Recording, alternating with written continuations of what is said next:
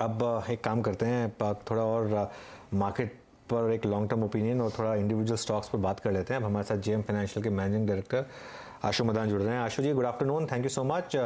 तो आज एक्सपायरी और ज़बरदस्त सीरीज़ रही ये नवंबर की, लेकिन एक इंटरेस्टिंग चीज़ हो रही है, मार्केट इतना ओवरबॉट। दिसंबर का फ्यूचर 145 पॉइंट का प्रीमियम, कॉल ऑप्शंस इतने महंगे यहाँ पर। अब आप अप्रोच कैसे करेंगे दिसंबर सीरीज को? अनुज, ये जो प्रीमियम है ना, कब 50 होता है, कब 100 होता है, कब 150 होता है। ऑनेस्टली अगर मैं कभी कभी ट्विटर पे डालता हूँ कोई समझा दे तो मुझे 50 तरह के रिप्लाईज आते हैं। I am not been able to understand, मतलब there is no maths real logic. अब ज्ञान देने के लिए तो सब दे देते हैं, बट मैं तो एडमिट करता हूँ कि मुझे समझ नहीं आती है कि 150 रुपए का प्रीमियम क्या कहना चाह रहा है।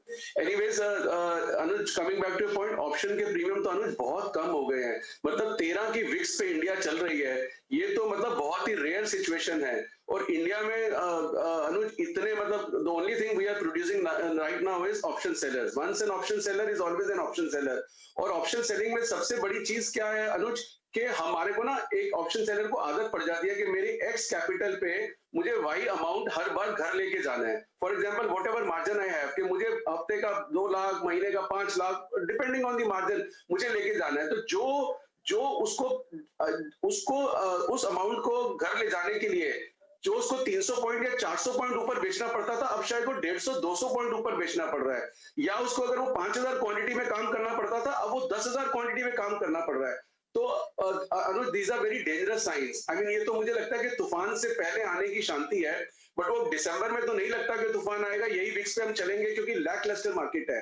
एंड एक और चीज, इंडेक्स में जो है interest day by day is depleting. मतलब पूरी एक्सपायरी में अगर देख लो कि आनी जानी क्या हुई है, वर्चुअली नथिंग। आप दो चार स्टॉक्स को छोड़ो, I am talking about the top 50, top 100 popular stocks, क्या किसी को आया गया? मतलब लॉन्ग शॉर्ट दोनों मिला के कुछ भी नहीं हुआ। सो ऐसी मार्केट में क्या होता है कि बिकॉज हमें क्या है अनुज, कुछ ना कुछ करते रहना है। जो ट्रेडर्स मार्केट है, जो इतना बड़ा मार्केट बन गया कि मुझे रोज कुछ करना है, हर हफ्ते कुछ करना है, तो मैं वो कंपल्सिव ट्रेडिंग मोड में रहता हूँ।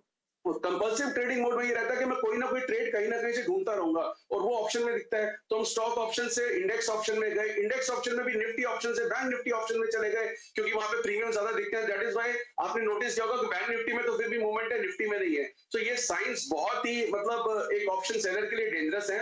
बट कहीं ना कहीं, और जो एक्सपायरी पे होता है अनुज, वो तो सिर्फ ऑप्शन सेलर जहां ट्रैप है उसके लिए होता है, और कुछ ट्रेड नहीं है आज। मतलब अगर आप दिमाग लगाएं कि क्या ट्रेड है, इट इज ओनली ट्रेड कि कौन किससे ज्यादा कॉल बिकी हुई है या पुट बिकी हुई है, किसको आज टेम्परेरीली 5 घंटे के लिए फंसाना है। So that trade is over. Coming back to the broader market Anu, जैसे में स्टॉक स्पेसिफिक जरूर रहेगा। अब दिसंबर सीरीज शुरू हो रही है, उसमें मेरे कुछ अच्छे फेवरेट स्टॉक्स भी हैं जो मुझे लगता है कि उनको लेना चाहिए। बट इंपॉर्टेंट ये लेना कैसे चाहिए। We are at this point of market जहाँ पे रिस्क रिवॉर्ड मुझे नहीं लगता बहुत फेवरेबल है।